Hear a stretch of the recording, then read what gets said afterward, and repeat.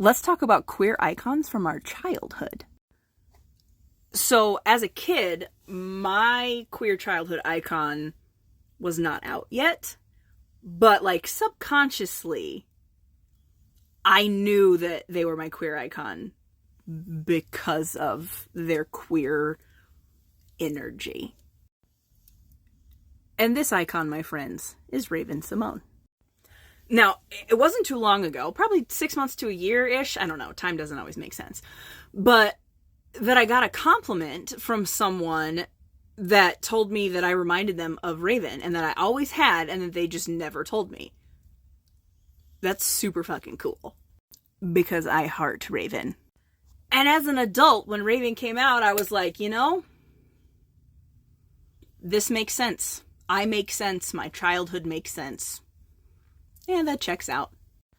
And I realized that it was really important to feel that kind of representation, even if it wasn't like appearance-wise, because Raven and I clearly do not look alike. I don't know, somebody told me that we had similar noses at one point, but I think Raven's is better. But this was super important to me because I felt represented in some way, even though it was very like covert and maybe not everybody was aware of what was happening. But that was okay, because in some ways I was. Cher was another one. Freddie Mercury, still obsessed. We have the same birthday, fun fact.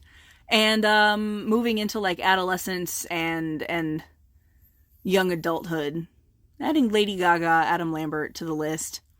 Like, how people were in denial about me being queer, I'm not really sure. RuPaul, like there's so many. There's so many. Like, this should have been obvious to everyone.